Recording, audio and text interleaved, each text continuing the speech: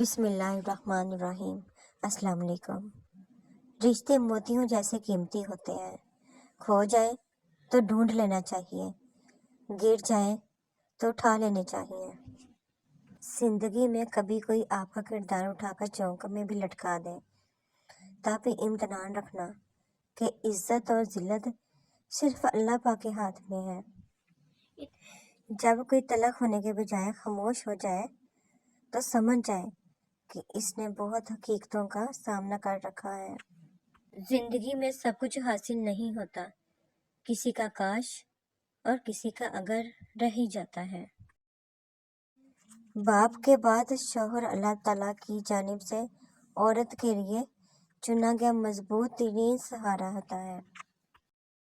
جو آسانی سے مل جائے وہ ہمیشہ نہیں رہتا، اور جو ہمیشہ کے لیے مل جائے وہ آسانی سے نہیں ملتا۔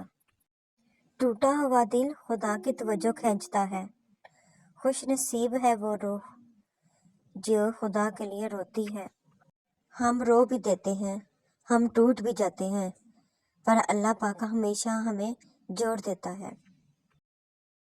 لوگوں کو اپنے پاس موجود ہر چیز کا مت بتایا کرے، کیونکہ ہر انسان کے بس کی بات نہیں کہ وہ خوشی، سکون، صحت اور نعمت دے کر اچھی نیت کا مظاہرہ کر پائے۔ تھوڑی دیر کے لیے قبرستان جا اور خاموشی سے بیٹھ اور ان بولنے والوں کی خاموشی کو دیکھ۔ زندگی میں اچھے برے دو طرح کے لوگوں سے ہمارا واسطہ پڑتا ہے۔ اچھے لوگ ہماری طاقت بن جاتے ہیں اور برے لوگ ہمیں مضبوط بناتے ہیں۔ محشر کے دن ہر چھپی ہوئی چیز ظاہر ہو جائے گی، ہر خطا کار خود رسوا ہو جائے گا۔ تعلیم کا پہلا اصول یہ ہے کہ اپنی آواز مدھم رکھیں اور اپنے الفاظ میں احترام پیدا کریں۔ زندگی مسلسل امتحان ہے، یہاں 10 بار گرنے کے بعد 11ویں بار اٹھ جانے کا نام کامیابی ہے۔ انسان بڑی دلچسپ مخلوق ہے، یہ جانور کو مصیبت میں دیکھا برداشت نہیں کر سکتا، لیکن انسان کو مصیبت میں دیکھ کر خوش ہوتا ہے۔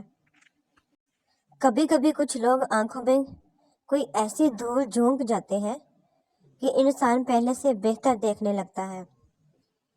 بادل برسے نہ برسے، اسے دیکھ کر ٹھنڈک محسوس ہوتی ہے۔ اولاد خدمت کرے نہ کرے، اسے دیکھ کر بھی دل میں ٹھنڈک پڑ جاتی ہے۔ جو عقل سلیم رکھتا ہے وہ خلوت اختیار کرتا ہے، کیونکہ تنہائی میں قلب کی صفائی ہوتی ہے۔ مقصد مر جائے تو انسان مر جاتا ہے۔ بے مقصد زندگی کتنی ہی طویل کیوں نہ ہو، موت سے بدتر ہے۔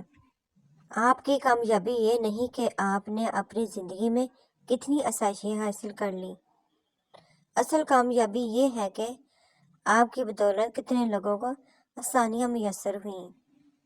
بعض دفعہ بھرپور خوشی حاصل کرنے کے لیے ایک آدھ نقطے کا فرق رہتا ہے کہ آپ 2 اچھے الفاظ بول کر سارے اختلافات ختم کر سکتے ہیں۔ کسی بھی وقت کسی بھی انسان سے کسی بھی قسم کی مایوسی کے لیے ہر وقت تیار رہا کریں، اور جسے تم ڈپریشن کہتے ہو سکتا ہے وہ تمہاری نماز نہ پڑھنے کی وجہ ہو۔ جس نے زندگی میں کسی کو تکلیف نہ پہنچائی ہو وہ قبر میں آرام اور راحت سے سوتا ہے۔ اچھی صورت دل کو متاثر کرتی ہے، جبکہ اچھی سیرت روح جیت لیتی ہے۔ ہر چیز ہمیں ملنے کی نہیں ہوتی، کچھ چیزیں خوبصورت دھوکہ اور بدترین شر بھی ہوتی ہیں۔ اللہ کریم سے کسی چیز کے نہ ملنے پر بدگمان نہیں ہونا چاہیے۔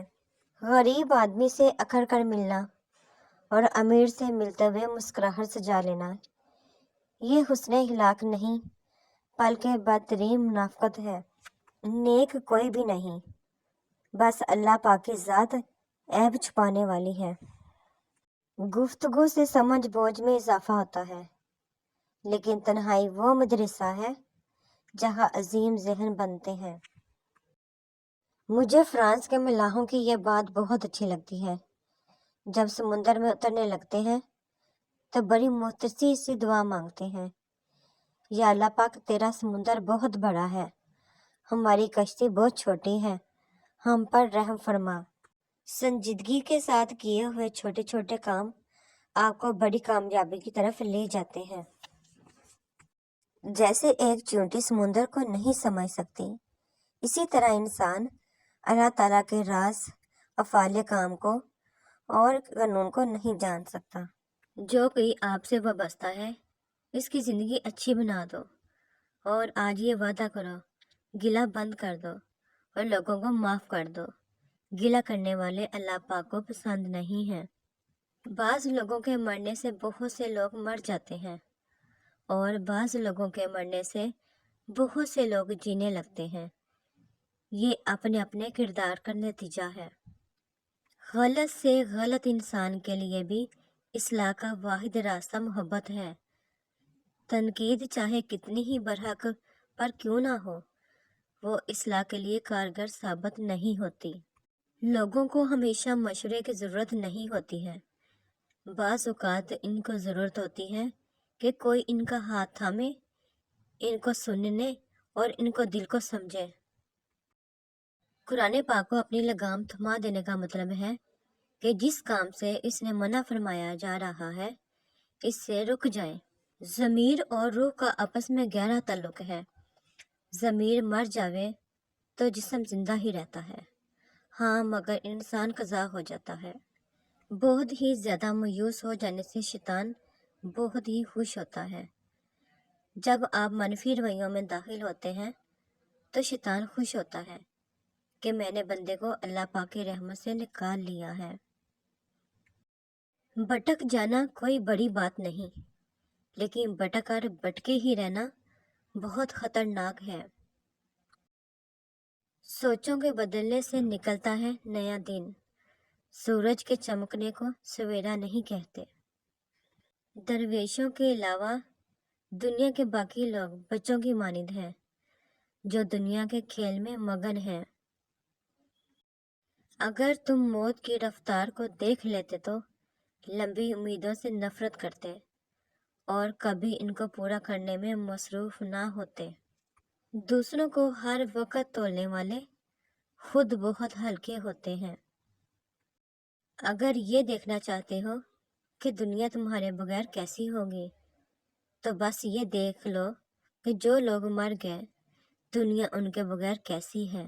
مطلب کہ کشتی پر سوار لوگ بہت جلد مخلص لوگوں سے بچھڑ جاتے ہیں۔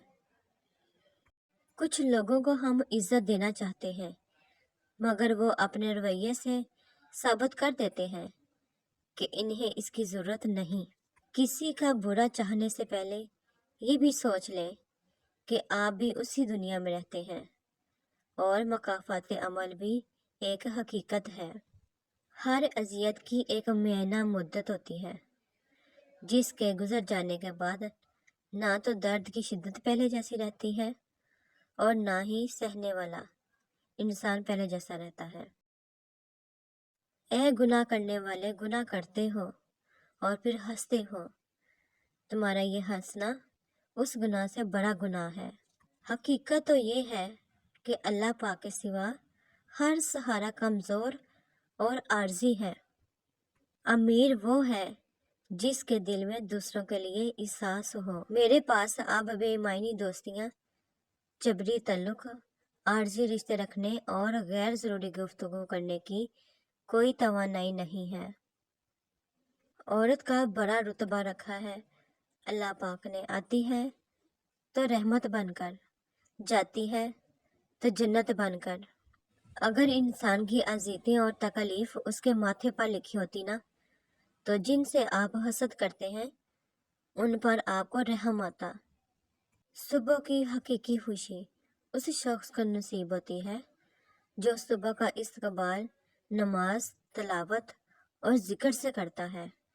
سچائی ہمیشہ خاموش رہنے والے انسان کے اندر ہی ملتی ہے۔